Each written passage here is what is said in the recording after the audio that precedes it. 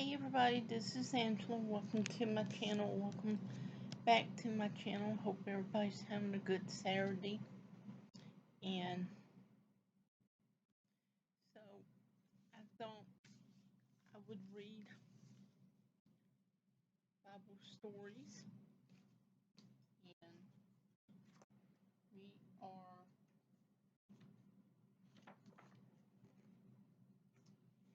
we are in the book of Job 1 through 42. Job and his troubles.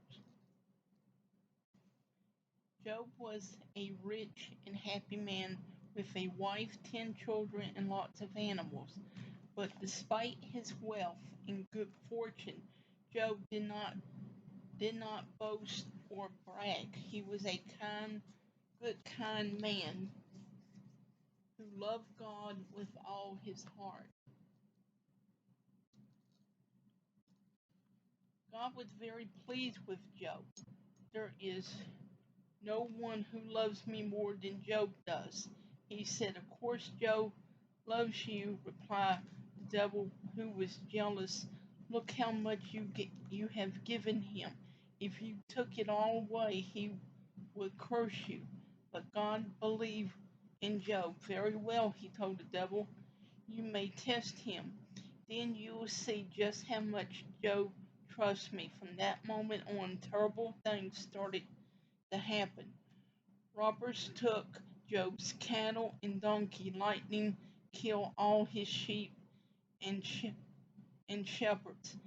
Then bands of thieves stole his camels. Worst of all, tornado flattened Job's home and killed all of his children. But Job did not blame God. "Lord, you gave me everything I had," he prayed, "and now you have seen fit to take it away." The devil was furious.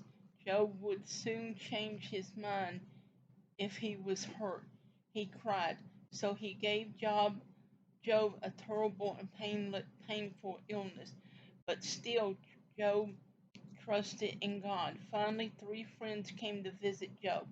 God does not punish people for no reason. They said, "You must have done something very wicked. Ask God to forgive you." Job was angry. He knew he had done nothing wrong, but he started to feel confused. "I am suffering too much," he thought. "Why doesn't God take pity on me?" Then God spoke to Job. "Where were you when I created the earth?" he asked. "Do you understand the wonders of creation? Do you have an arm like God, and can you thunder with a voice like mine? Will you find fault with the Almighty?" Job was ashamed. "I am nothing, Lord," he said. "I have spoken about things I do not understand.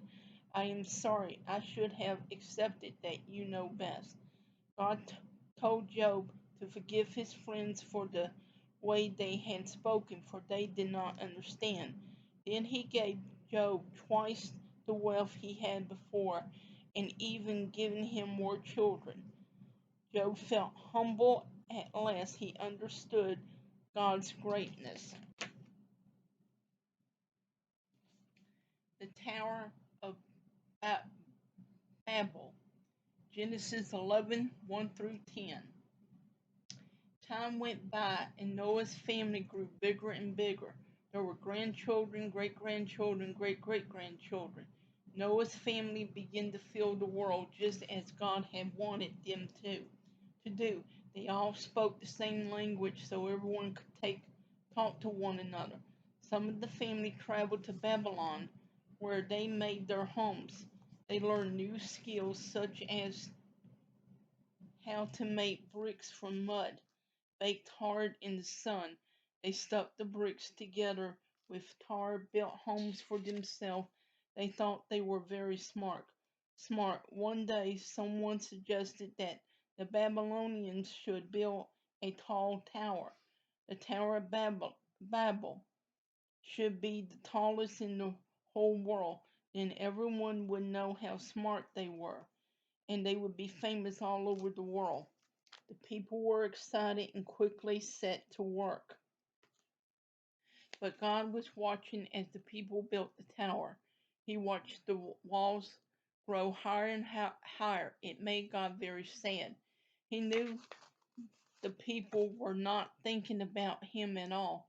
They were only thinking about their own importance. Soon, the people of Babylon would think they were just as great as God. They would get bigger and bigger ideas and become as wicked as people were before the great flood. God knew the people had to be able to talk to each other in order to finish this tower. If they spoke in different languages and couldn't tell each other what they were doing, the building would have to stop. So God scattered the people in all directions. He made them speak in different languages so they could not understand one another. In the tall Tower of Babel, it remained unfinished forever. God calls Abraham. One of Noah's descendants was a wealthy man called Abraham. He was a good citizen who believed in God. One day God told Abraham to leave his home in Ur and move to another country. Place your trust in me, God told him. I will make you the father of a great nation. Abraham did not want to leave his comfortable home, but he trusted God, so he packed up his possessions, set off with his wife Sarah, his servants, his animals, and his nephew Lot. After many years of traveling, Abraham and his people finally reached a land called Canaan. But there was a problem. If they all stayed together, there would not be enough food and water for everyone. We must go our separate ways, Abraham told his nephew. Choose where you want to settle. God promised Abraham a son.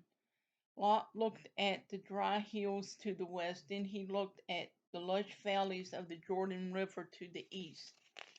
I will live there, he said selfishly, and off he went to the valley. When Lot had gone, God spoke to Abraham. Look about you, he said.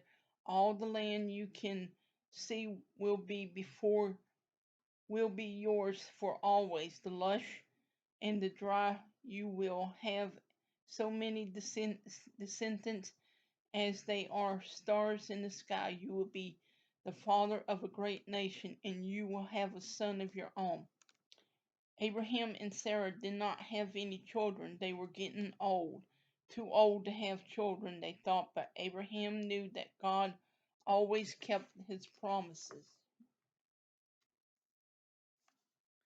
The three visitors. On one hot day, a few years later, Abraham saw three strangers coming towards him as he sat at the opening to his tent. Come, he welcomed them, take a rest and share our meal. So the strangers sat down in the shade. Abraham went to fetch the water and asked Sarah to prepare some food. Thank you, said the men. Now let us tell you something. In 9 months' time, your wife will have a baby son. Sarah overheard this from where she sat in the tent and laughed out loud. Far too old to have a child, she thought. Hearing her, one of the visitors asked why she laughed. Nothing is too hard for the Lord, he said. Then Abraham knew that these men were no ordinary guests. The words they spoke came from God. So that was, I will have to say that that's pretty good. And although she did laugh, she did have a son, and so we get into that tomorrow. But that was amazing how she did that. Please hit like and subscribe to my channel. Please hit the notification bell so you'll know when I come up with a new video.